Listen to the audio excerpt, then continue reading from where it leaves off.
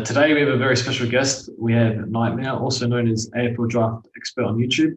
So for all the draft stuff, and he does a bit of Supercoach stuff as well, I'd highly recommend subscribing to him. I trust his opinion on drafts more than anyone else. So how you going? How you going, Chris? Yeah, thanks for having me on here, George. So I'm going to ask him a few questions, some Supercoach related, some about being a draft expert working for ESPN, and a bit about himself as well. So should be good. So we have quite a few questions here.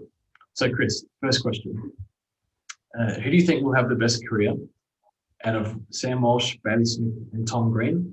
And as a follow-up, what do you think Tom Green can average in 2021 in Supercoach? Okay, good one. I've always been partial to Bailey Smith. So he would be my pick, probably narrowly ahead of a Sam Walsh, honestly, just because they've got more complete and well-rounded games than a Tom Green. But they're all terrific players you'd want on your team, basically. As a pure stoppage player, as a first possession winner, I think Tom Green at that specific component of the game could be the best in the competition. But in terms of all-round game, I do prefer Smith and Walsh. With Smith, I guess it's hard for him on the Bulldogs because there's just so many great midfielders. So that makes that a challenge to necessarily have him feature as much. But I slightly prefer him to a Walsh because he's got greater explosiveness. I would say his skills are even a little better. And although we probably haven't seen enough of it yet, I believe his contested work is also slightly favourable to Walsh. So Bailey Smith for me. In terms of a possible, narrowly ahead of Walsh. In terms of scoring this year, I'd say Walsh should be scoring more for Supercoach. And Walsh is in strong consideration for my team, actually. So I'm by no means a hater there. But in terms of Green, what could he average? Could be a 90, 95 possibly. So he's very much viable if you're looking for a mid-price midfielder this year. So he's in strong consideration for my team. And as long as he gets those midfield minutes, definitely give him strong consideration for your team, I would be saying. Okay. Interesting. Big fan of Bailey Smith as well, so I'm glad you said that. And in that draft year as well, I actually rated, I might have been the only one in the media, to my understanding. I was actually the only one that had Bailey Smith as the best midfielder from that draft. So I was even sort of feeling really the same way as per my comments today about that sort of discussion there. So I thought really it was a conversation that more people should have been having at that time. But I'm a Bailey Smith guy. I think he'll be really terrific once he gets, that consistent midfield opportunity, and he has that really, open opportunity to play as much midfield time as he desires. So, Okay. Next question is on Matthew Rowell. So you predicted he would win the best and fairest in 2020 for Gold Coast, which I think he probably almost did off 5 games, so he would have won it. What did you expect his Supercoach output to be last year? And how much improvement do you think he has left in him? I definitely didn't see the season 1 output coming on that level, that's for sure. I did think he would be the best and fairest winner, just even based off what he did in his preseason campaign. And then from round 1, it became pretty obvious just how great he is, even at AFL level now. And it's incredible how polished his game is as well. Just all the stuff he does off the ball, running in support. He really plays like a 10-year veteran. So he's a really rare player. I thought maybe last year, maybe he could hit that sort of 90 average mark if the season went really well. But I wasn't sort of expecting quite what he accomplished. So that was phenomenal. This year, what could he do? It could be, given what he was doing last year, I wouldn't put it past him to average maybe around the 110 mark, honestly. And it could be something like a 25 disposal a game mid. So it'll be interesting to see if he gets tagged this year, what sort of attention he gets, how that impacts him. But assuming he's healthy, he can score pretty well, and he could be nearing that sort of Clayton Oliver second season sort of scoring for Supercoach purposes, all going well. So definitely someone to be watching carefully and considering for your teams this year. Just quickly to follow up on that, do you think he'll be the best midfielder in the league in, say, 5 years? He's got the opportunity. I would say that's possible. Given he's a shorter midfielder, he's someone where I'd say, like, he's great already right away, but does he necessarily have the ceiling of some of the others? So with the smaller mids, what I tend to think is they might not necessarily have, say, as much impact forward of centre as, say, maybe a Dusty Martin, a Patrick Dangerfield, a Christian Petrarca. So given that, I'm not necessarily going to be out there and say he'll be a definite best midfielder in the competition, but in terms of pure midfield craft, perhaps he could be in that conversation. But overall, I would suspect there should at most times be one or two better players, but absolutely, I think he could win a Brownlow. So yeah, he'll be right up there, I'd be suggesting. Okay. I think a lot of people are expecting him to be the clear number one, but it sounds like yeah, and I wouldn't be quite as aggressive on saying that, but I think he'll be firmly in that conversation. So, okay. Just because of that, I guess, forward craft, secondary position considerations, they're the slight queries, if I'm to query anything. But in terms of his game as a pure midfielder, well, it's already incredibly complete and sort of like what you'd see from a 10-year veteran. So, remarkable footballer, and yeah, he's going to be great for a long time. Okay. So next question is on the 2018 draft. If Jamarah and Lo.Mcdonald were in that draft, where amongst the top 7 would they go, do you think? Or where would you have had them? Okay, because for me, they would be two different things. So if I was picking, and this is incredibly hard, it's just so even, so much talent there, I would probably go, I'd go Lukosius 1, Jamarah 2, Lo.Mcdonald 3. Wow. And, okay. and that's such a hard one. But just with the positional scarcity, it's so hard to get great key position players, whereas midfielders, you can get more of the good ones. So yeah, that comes into consideration there. In terms of how they would actually land, let's say they're all in the 2018 draft. I would be saying Walsh still goes 1, maybe Jamarah at 2, then I'd be expecting Lukosius from there. Where would a McDonald land? Possibly after the King brothers, so maybe somewhere around that mark. So, okay, yeah, slightly rated behind the others, but I flat out love Lo.Mcdonald as well.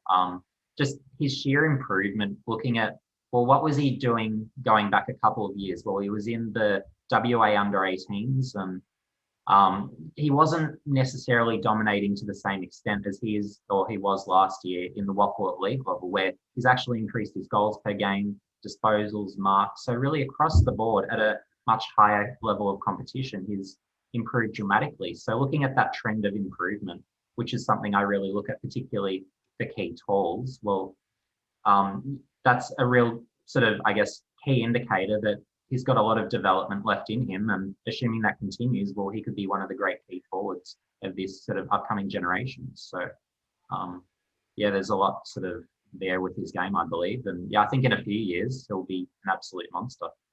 In that, maybe he could be something like a Nick Rewalt, Jeremy Cameron, if things work out. So, yeah, he'll be great too. Excited to see him develop. Yeah. So Nik Cox played a little bit on a wing this pre-season, and he's looking like it looks like he might get a game, and we're really struggling for defender Lukosius in 2021 for Supercoach. Can you tell us a little bit about Nik Cox and what do you expect of him in this role, and can he score much in Supercoach? Yep. So he's someone where, look, if he's going to play this year, I'm not expecting him to score enough to be necessarily a viable selection for Supercoach purposes. He's someone where, being 2 meters, you don't really expect much from a scoring capacity early on. Like, even if he's playing on the wing, well, I don't necessarily see him, based on what he was doing as a junior, finding enough of it. So his junior numbers, if I recall correctly, he might have been something around 12 disposals per game mark in the NAB League. So not a huge accumulator. And he's someone where he's a versatile tall. So you can play him as a key position player, whether it's forward, back. You can play him as a tall wing, and that might be how Essendon utilise him, given they don't really have a true wing. So, yeah, and look, even on a wing, I just don't think he'll find enough of it. Like, he'll have moments where he excites and does great things, and things you just don't expect from a tall, where he's an elite endurance athlete, good skills. So there's a lot of attributes, but in terms of sheer production and capacity to find enough of the ball, I just don't see anything that's screaming out Supercoach relevance there. Very uncontested, so I'm not really seeing it there personally. So I think he can do better in terms of your possible defense options for this year. Very disappointing to hear because might be another one to cross off the list. And it's a bit of here where I think there'll be cheaper priced defenders who will score more. So I think he should be able to do better, would be my expectation at this stage. Okay. Yeah, he won't be in consideration for my team. He'd have to score something like a Supercoach 100 points in whatever round to have me even give it a second thought, honestly. So I've just brought for the next question. I've just brought 3 rookies here that we might need. So Connor Downie, Gulden, I think it's Errol Gulden, and Bowie from Melbourne. All look like they might get a game. Do you think they can have an immediate impact at their clubs in 2021? Sure. So this is from a Supercoach perspective, but the one that can really rack it up and could have relevant enough scores, I would be saying, is probably Gulden. Looking back at his NAB League numbers, he might have been somewhere around the 28 disposals a game mark, so he can find plenty of it. In talking to, I think it was Christian Jolly, if I recall correctly, from Champion Data last year for the ESPN podcast, he was saying that like his fantasy scores are really good just in terms of all, I guess, the data, the metrics, they're really keen on him. So he might be someone that could go pretty well. And given he's a small, he's someone where I'd be looking at a pretty immediate impact. Downie, he can find quite a bit of the ball, and he could be another where maybe he's a regular right away, given the vacancies on a wing for Hawthorn, but I don't necessarily see him scoring as much. If you're going to have him, he'd be sort of like a last rookie midfielder on the bench. I think there should be higher scorers.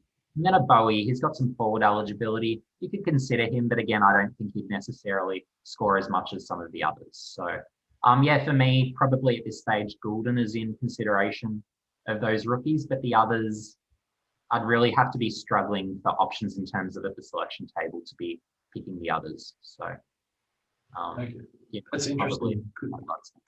I suppose that definitely helps with which players to have on the field. So it sounds like Gulden maybe an M8 option, and the other 2 bench. Yeah, that's possible. And with rookies, what I try and look for is, I guess, do they have any sort of scoring potential, scoring upside? Can they average enough where they can go up in price enough to, I guess, get me to my premiums or better players? So, and of those, I would be saying Gulden is the one that can really do that. And then the others, they probably won't average as much. Funnily, all 3 of them, I would say they're more suited to the AFL fantasy game because they're all pretty sort of outside uncontested players where they're probably going to be on a wing, each of them realistically, respectively. So, okay. So that's sort of the position they play. Very outside, very uncontested stylistically in each case, actually.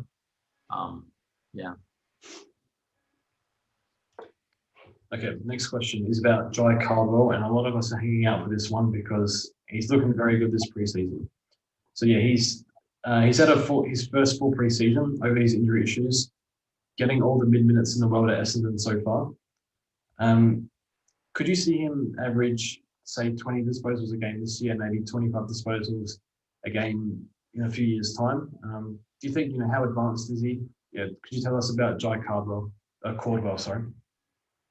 Yeah, so he's someone where I actually really liked him in his draft year, where I had him well inside my top 10, may have been around I'd hazard a guess and say probably the 7 or 8 mark. So I really liked his game. So wins a high percentage contested, so great for Supercoach. Strong tackler, very competitive. So he brings all the sort of things to the midfield Essendon needs. So if I'm Essendon, I'm absolutely playing him and playing him early and often as a midfielder.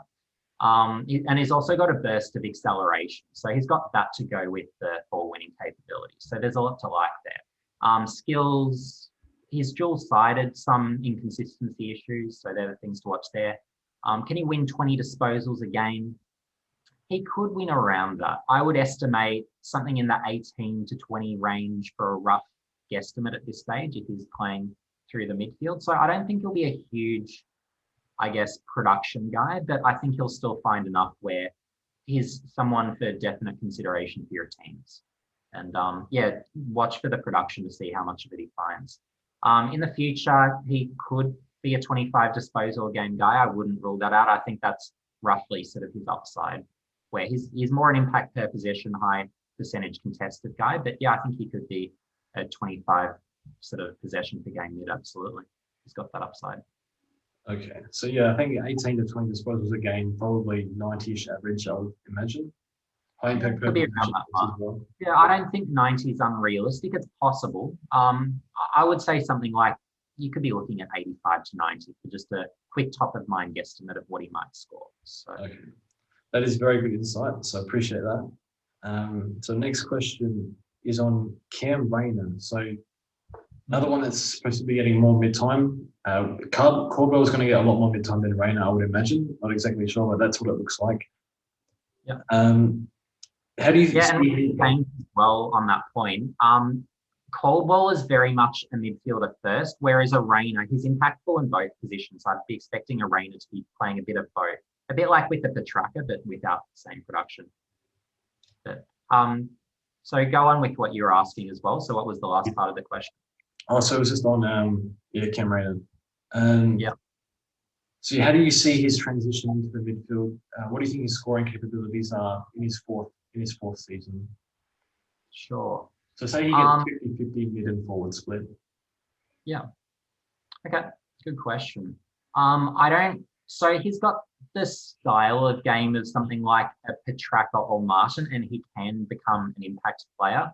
But his numbers, if you look through what he's done over his seasons to date, over like each season, he's been quite a fair way behind where a Martin or a Petrarca have been at the same stage. So I'm not necessarily expecting him to achieve those numbers. Certainly at this stage, he would really need to show that he can give his numbers quite a fair boost there. What could he average this year?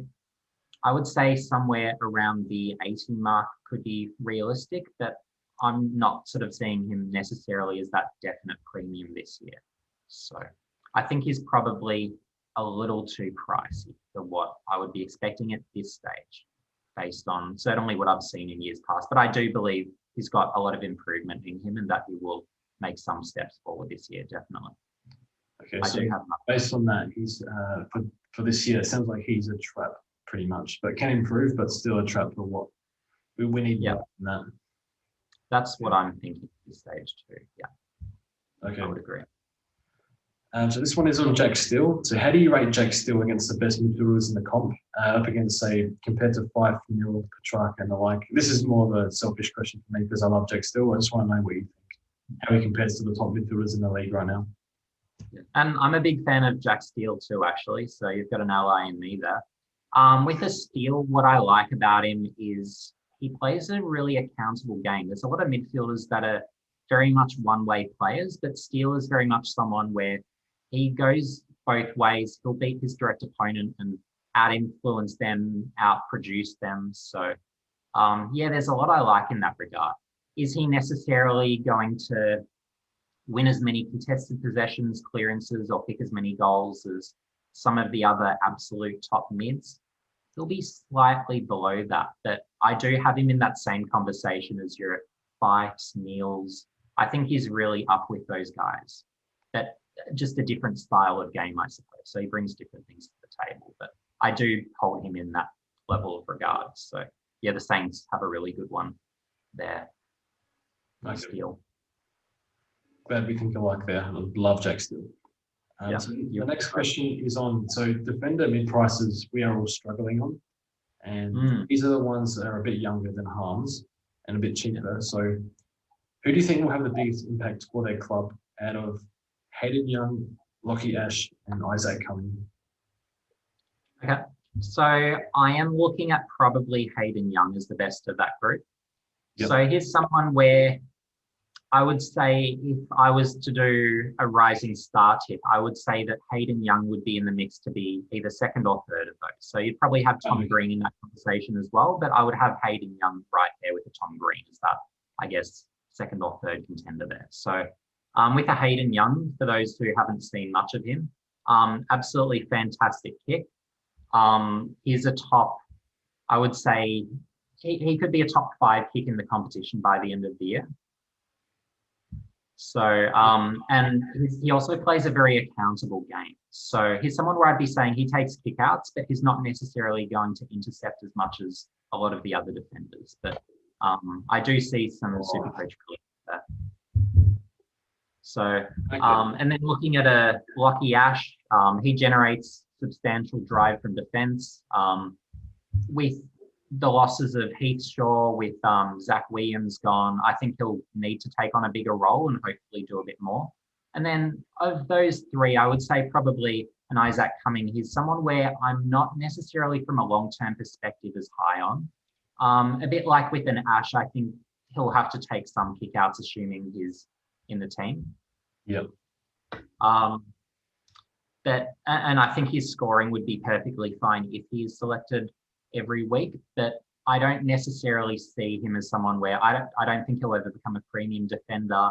For me, he's almost someone I'd class as a suboptimal player where I wouldn't want him as part of my best 22. Whereas in terms of long-term projections, I'm seeing with a Hayden Young, a Lockie Ash, I think they can be among the best sort of, I guess you could say, young defenders in the competition. I'm concentrating there. That's all right. Yeah, that's so, really, I was going to say it's really concerning for Cumming. It sounds like he doesn't have the ceiling to. Yeah. Feels like sorry, go on. Yeah, he's someone where I guess he hasn't played. I don't know if he's played. He might have played more than 5 games in a year, but I don't think he's played 10 games in a particular season, and he's just never proven himself to be quite that caliber of footballer. There's like in watching his games, there isn't one particular attribute where I'm looking at and thinking he's great at that. Whereas like with Hayden Young, you look at the kick right away and you say, gee, this guy can kick. Or you look at a Lockie Ash and you think, gee, this guy can run.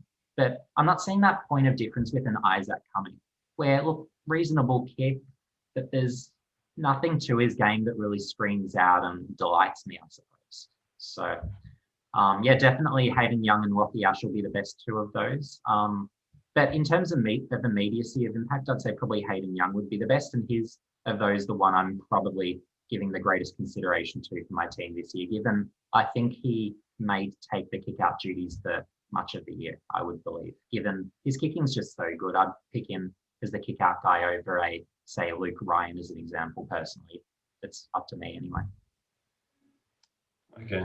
He's also cheaper, which helps. So yeah, which helps. Well, that's good to know. Now, let's speak about your man, Jake Lukosius. Do you think he'll be the best player in the league? And what do you think his best position is? Yeah, so he's someone where I look at his ceiling and think he could be. For me, his best position and where he could become the best player in the competition, if it is to happen, I would say is either sort of across centre half forward or across sort of a wing, where if you can basically look at him as a lead up target pretty much at every opportunity, and then if he can be something like a 10 mark a game or 200 mark a year sort of player, and if he's allowed to get that many marks and then that many opportunities to kick inside 50, I think just the sheer impact would be just too much for teams. So, yeah, I think if that's the opportunity, then he could become the best in the competition. But at this stage, it just seems like he's pretty settled in defence, pretty happy there. Looking at what he was doing last year, he was one of the very, very best kicks in the competition. So if he stays in defence, if he adds a bit more intercept marking to his game, becomes a little better one-on-one, he's going to be a monster in defence as well. So he's one of those players where you'd love about 5 or 6 of him on your team, because you can play him forward, wing, defence. He gives you so many options, and having that versatility and I guess that impact in so many positions is just invaluable. So yeah, I'm an unashamed fan of Lukosius there. I think you'd be pleased to know in the trial game, which wasn't televised, but it was reported that he did play on a wing for a large part. Yeah, so if that's the case, you don't want to be picking him in Supercoach. That will certainly short-term impact on his scoring. But he's someone where if in that role it allowed him to be, say, a 10 mark per game type, then maybe that's when in that sort of role he becomes viable for your Supercoach or fantasy purposes. Okay. That won't be immediate. I wouldn't be expecting. I think it'll take some time until he gets to that sort of level. Usually it takes sort of your 3 to 4 years for a key position player to really, I guess, kick into gear and show that their game's been pretty well maximized. Okay. So next question. How do you rate the strength of the 2020 draft compared to the 2019 and 2018 drafts? So comparing the top end of the drafts and sort of the middle area, your 15 to 30 ranges as well. Okay, sure. So what I found in looking at last year's draft, the top 10 for me is pretty competitive. But after that, it really drops away. So I think in that probably you could say 10 to 30 range, I think there will be an unbelievable amount of misses just due to all the Victorian players that really didn't get any opportunities to play or develop this year. So I think that's really been the big issue there. And that will really prove to hurt the 2020 draft class. So yeah, I think we'll just see an incredible number of misses and a lot of guys just not developing as much as expected. So so it might be comparable. So say the top 10 comparable to 2019, but after that, really the 10 to 30 range is among the worst that you'll find, just purely because we haven't had that Victorian development in particular. So, because that's usually a good half, if not often quite a little bit more than that of the draft pool. So. Okay, it feels like it's a pretty strong top 10 then. And with the top 10 as well, it's so many key position players that are the top guys. Like on my personal draft board, I had Jamarah, then Lo.Mcdonald as my top 2. So not necessarily seeing it in, you could say, Supercoach friendly positions. So although there's absolutely good players, it's just not for Supercoach purposes, I suppose, a lot of them, unfortunately. Okay, next question. Okay, so we have a hypothetical here. You're building a team from scratch. Yep. You need a defender, a ruck, a forward, and a midfielder. They must all be 23 and under. You can't say Jack Lukosius 3 times. But who would you take? Also, actually, say defender, ruck, inside mid, outside mid, and forward. Okay. So give me one position at a time, and then I'll think. Okay. So go defender first. Okay, defender. So general defender, key defender, and anyone. Green. Okay. Okay.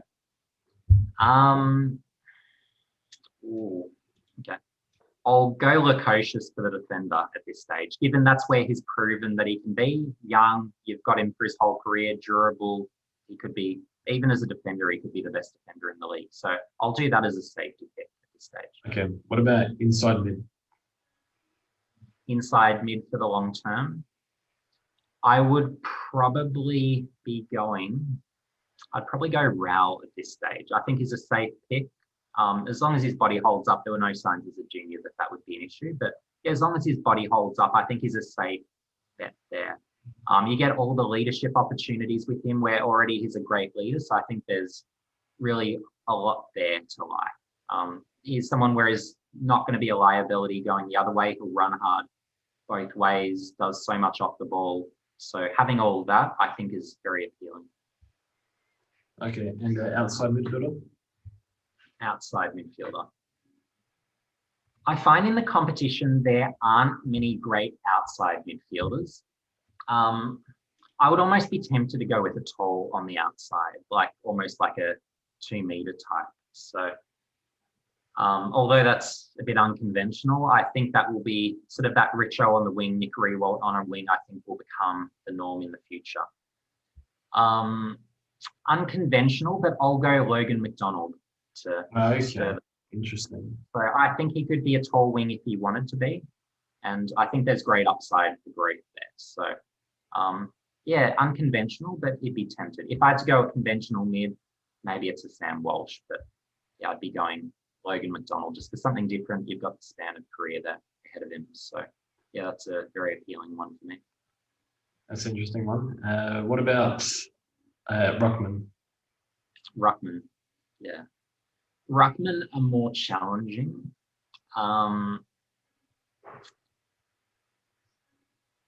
Yeah. I'm just thinking. So Sam Draper would definitely be in the conversation for me. I'd have to check the age of Sean Darcy if he quite meets that. Who else would I have in the conversation? What about, is it De Conning from Carlton's? It looked okay. Yeah, he's someone on the improve. He's a late developer, so there is definitely upside there. He probably wouldn't be my first pick. Maybe a Peter Adams would be Luke Jackson. maybe. Who was that, sorry? Luke Jackson. Luke Jackson. Yeah, he's another possible for sure. A bit short for a ruckman, so maybe not. I'll possibly go with Sam Draper at this stage, but his body would need to hold up, so there's a bit of risk there. But if I could have any ruckman in the competition for, let's say the time horizon is, say, the next 10 years, I'd probably go with the Brodie Grundy because I know what I'm getting and he's durable. So, yep. Young ruckman, it's just so hard. There's no great young ruckman yet that have emerged and are definitely proving to be great. So that's the difficulty with that one. So yeah, hard one, but I'll go at this stage without sort of spending all day on it. I'd probably go with Draper. I think he's got real upside for growth if his body remains healthy. Okay, and last one, any type of forward.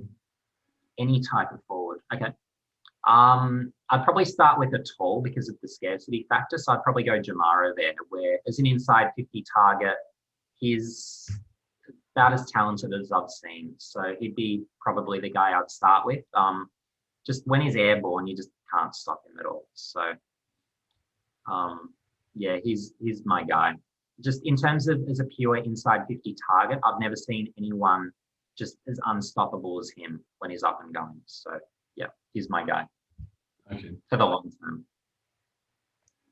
Okay, so next question. So this is more for one, this is probably more targeted towards you, but more as a draft expert. If a player has poor kicking efficiency or are a poor set shot at goal at junior level, does that usually continue into their AFL career and can it be fixed? Or do you ever see it be fixed throughout the season? Yeah. Throughout the career? Yeah, so there have been some kicks that have turned it around. Interestingly, a lot of them have actually played for Hawthorn, funnily. So maybe they've got the formula right. So I could look at for a few top of mind, James Sicily wasn't a great kick as a junior, nor was it James Warple, but they've improved that quite a bit. And it was really just consistency issues more than anything. So I would say more so than kicking, the component that is harder to develop the purposes of AFL players, probably more so the decision-making side, more so than the kicking efficiency stuff. So, okay. Just because I guess you need that, I don't know, you could say almost speed of mind, I suppose, where that's a more challenging component to develop, where you just really need to put guys into high-pressure positions. So, and yeah, I haven't really seen many guys develop that decision-making level. So that's probably where I get that idea from. But in terms of kicking, look, Hawthorn have proven it can work, but not many other players or not many other teams have really cleaned that up. And in terms of, I guess you could say, set shot goal kicking, we have seen some improve, and some as juniors were great set shot kickers and haven't actually sort of, I guess, carried over.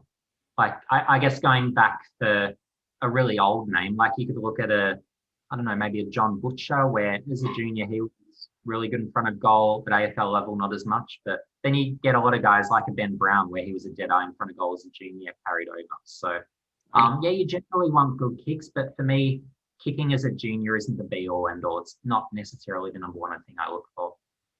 But it obviously does help when possible. So. Okay, so next question.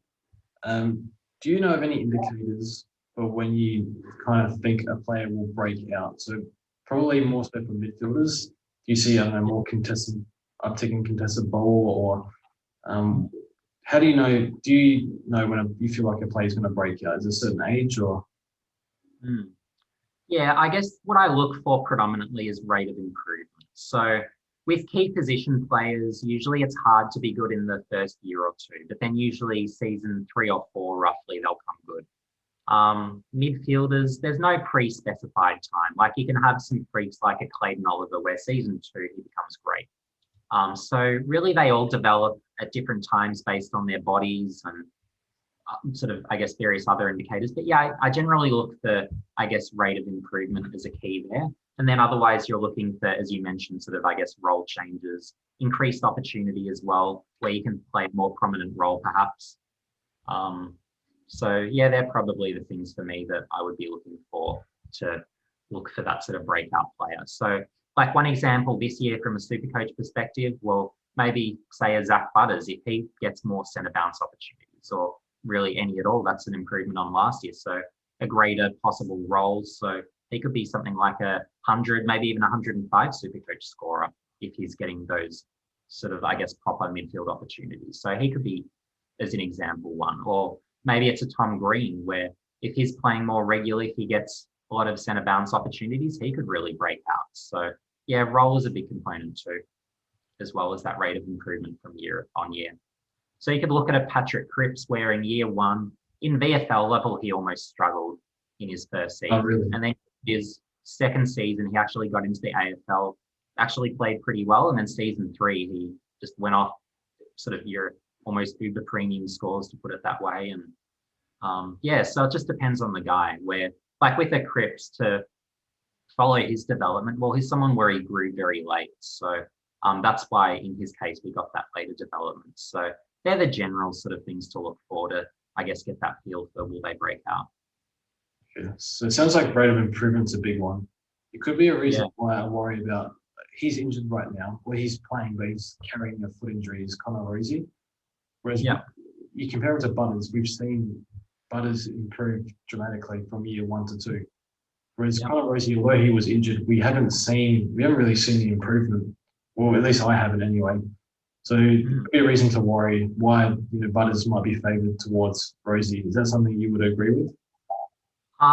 In terms of role, I'm probably looking at Butters as the more likely to play midfield. So certainly for Supercoach purposes this year, Rosie isn't someone I'm giving a moment's thought to, but Butters I'm giving consideration to because I think he will get that midfield opportunity. Both are terrific players, but Butters has shown really remarkable rate of improvement, whereas Rosie, I think he had his injuries last year, and but I think he'll keep improving too. But you might not necessarily get the role that will be Supercoach friendly enough. So, okay, yeah.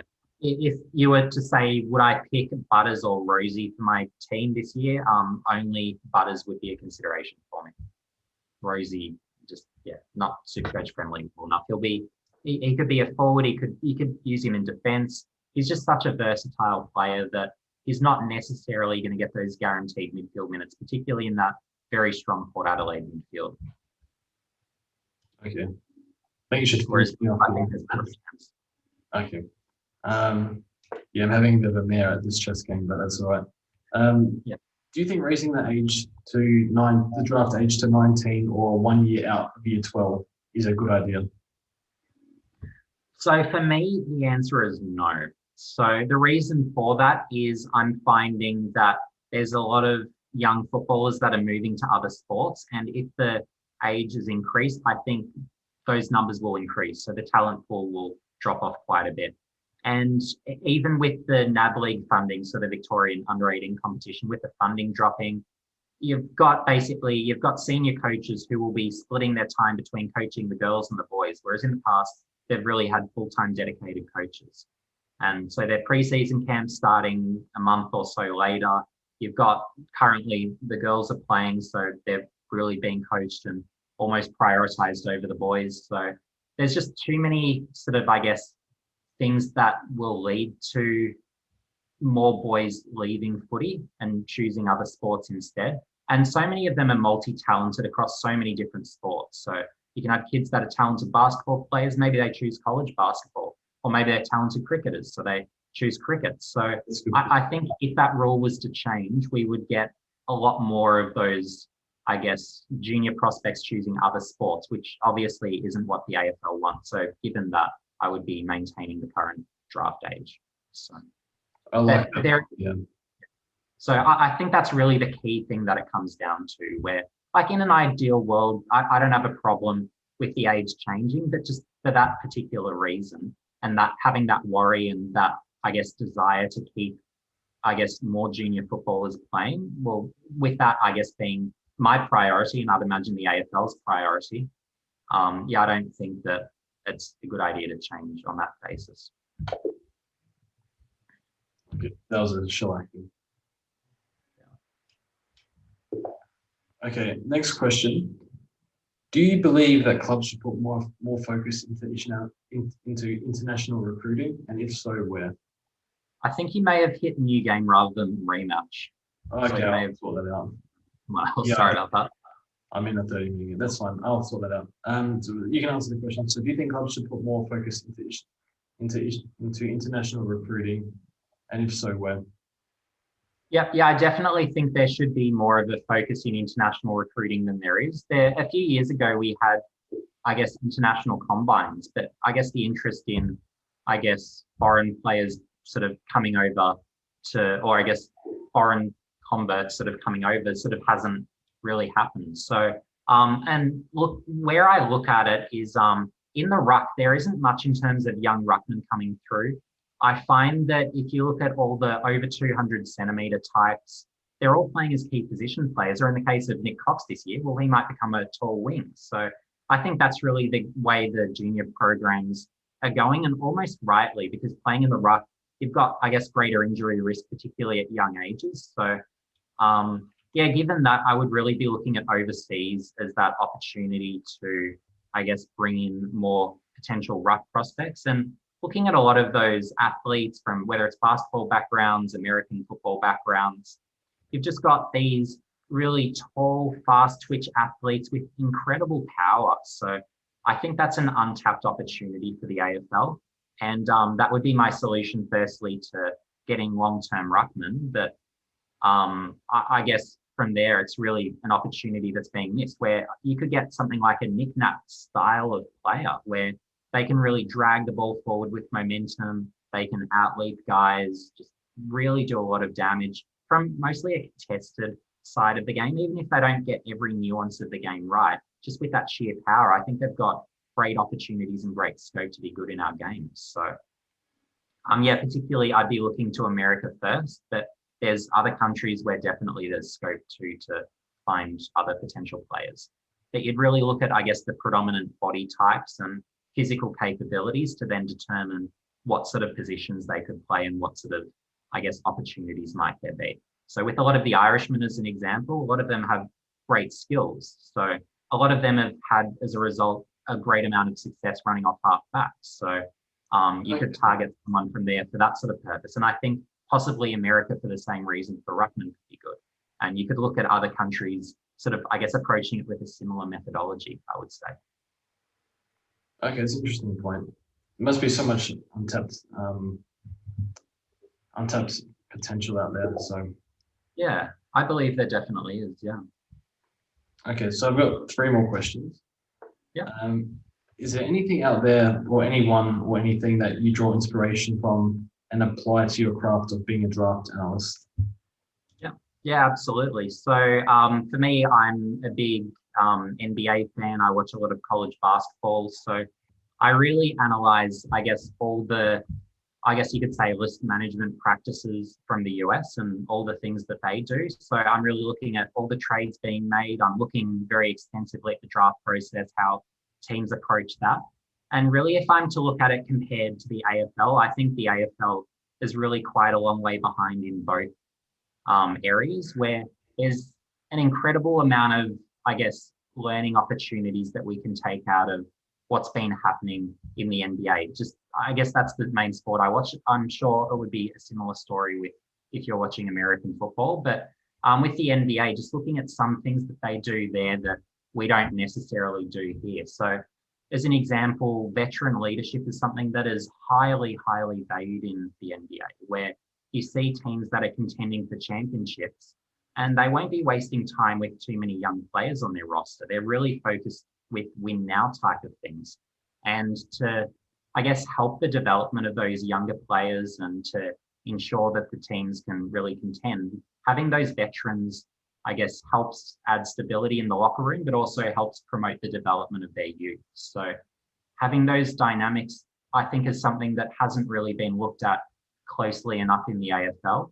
And then I could say similar things in terms of as an example, mature age opportunities, where in the NBA, you really look at more of those sorts of things, whether it's looking at Europe, whether it's looking at the G League.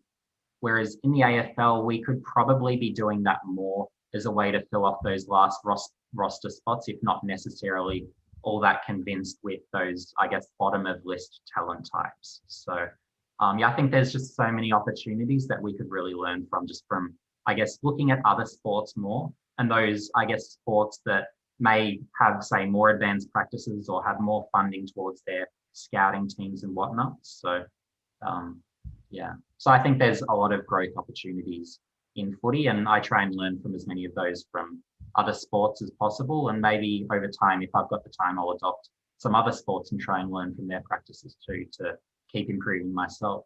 Because ultimately, that's the whole point of it. You want to create points of difference for what you do, and you really want to, I guess, bring different things to the table that others may not at the current time. Okay, that's interesting answers. It sounds like the AFL got a long way to go. Hopefully, it starts touching on maybe put more resources into it and stuff like that. Yeah, sounds like sorry, go on.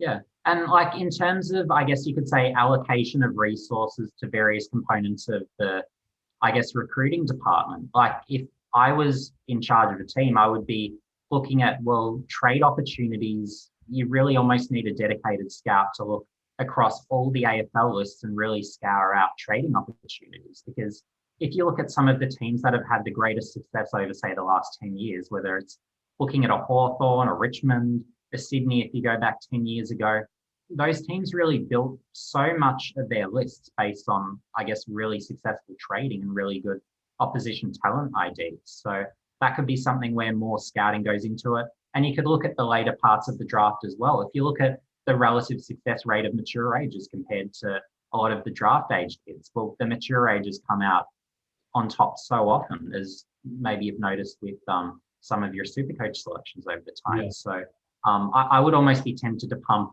a third of my resources into junior talent, a third into mature age talent, and a third into looking at opposition lists and really trying to build from there.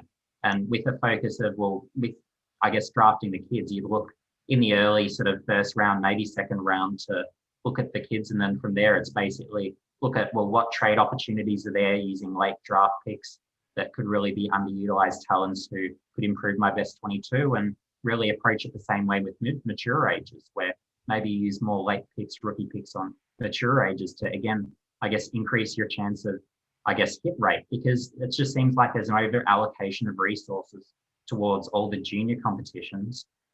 And as a result, we're missing out on all these really good mature ages.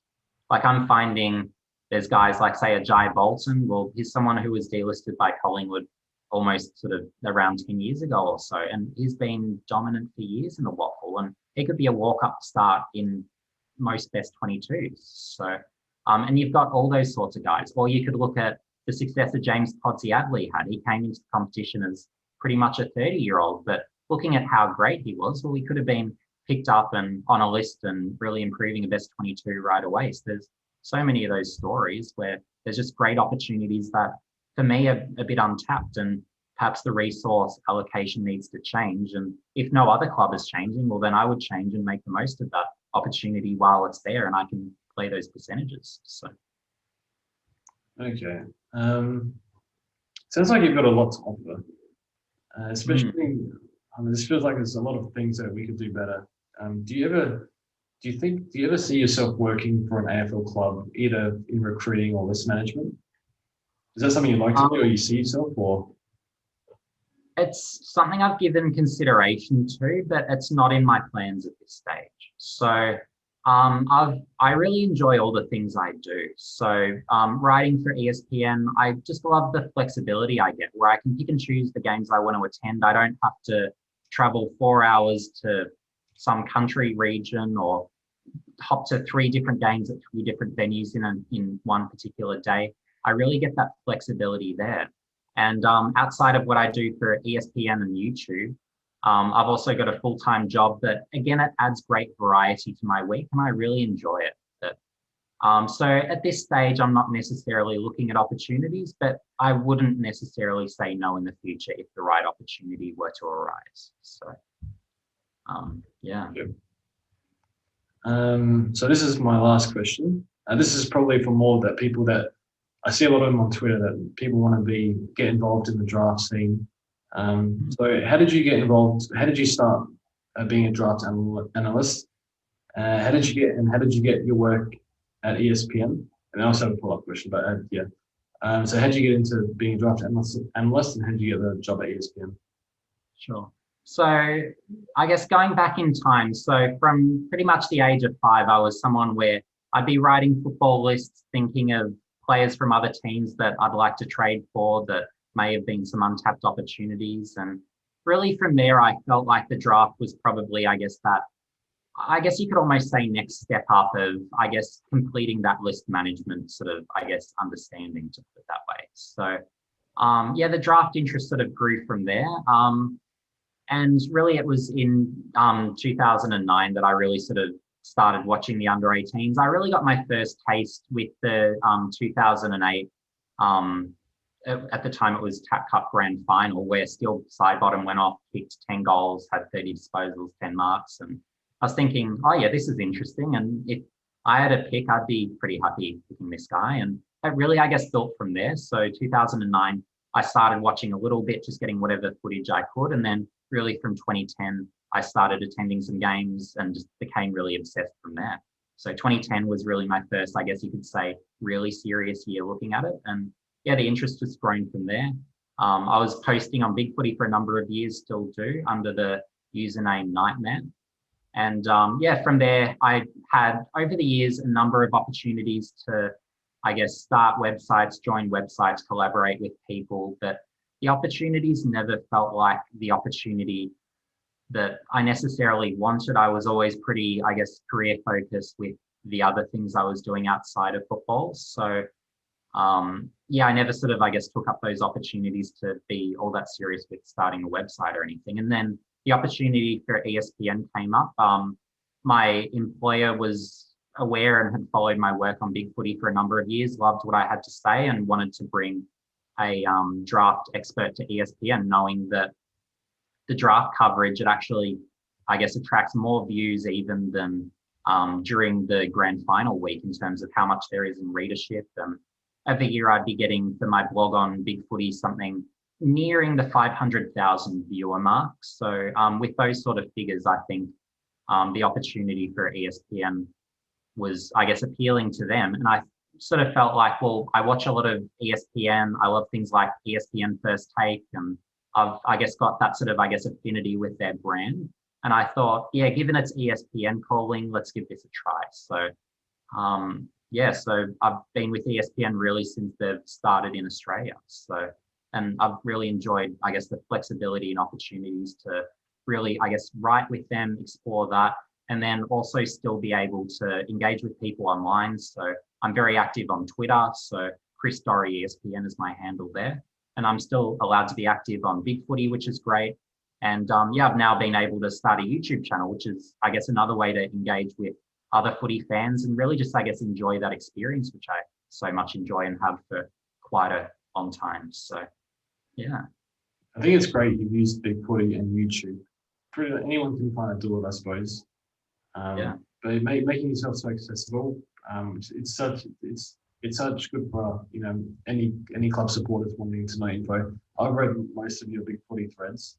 I know there's a lot of them, and there's a lot of useful info out there. And I think for me, that's going to take my Supercoach to the next level this year. But yeah, that's really good insight there. And for those, my follow-up question is for those that want to be a draft analyst, do you have any advice for them, for those people that want to move into the scene? Sure. So yeah, my advice really would be, I guess, just to get started. So start heading along to junior footy games. I know with AFL Draft Central, they're often taking on writers, so that's an opportunity. Or like me, you could start on Big Footy and start posting on there, maybe start your own threads and yeah, get conversing with people. So yeah, there's definite opportunities, but I would say, yeah, just get started and do something somewhere to get noticed. And if you get noticed, then that's when opportunities can come up. So yeah, that's sort of where I'd be sort of suggesting people go from there. Okay. Awesome. I think that's all my questions. One last quick one. Who's your first pick for Supercoach for 2021? Yeah, probably for me it was Brodie Grundy because he poses a captain option. I think if we go back to 2019, I think he was the top overall scorer, if I recall correctly. You've got durability there. So, yeah, for me, he was pretty well right away a lock in the ruck, particularly given, I guess, the scarcity of really good options by position. So, yeah, I was pretty confident in taking him right away. Okay. That's all the questions I have, Chris.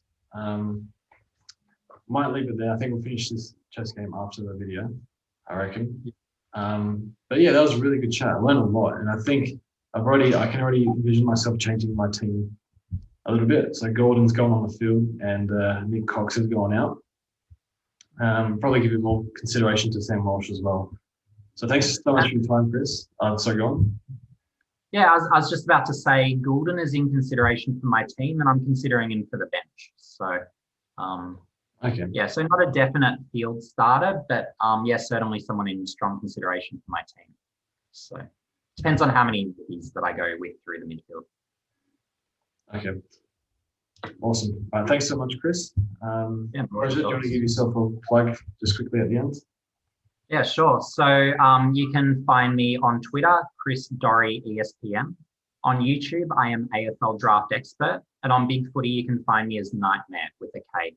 So, yeah, thanks, guys. And hopefully you subscribe and get behind me and follow me on Twitter. I'd like to engage with more people and, yeah, keep growing and keep learning more, keep discussing more. That's what ultimately I really enjoy, and that's why I do everything that I do. I think your insight is like no other in the industry, so that's probably why I enjoy your work so much. So thanks again. And yeah, well, I'm sure we'll do some stuff in the future, but see how we go. So yeah, that'll be great. Well, good. Thanks for joining us, guys, and we'll see you soon.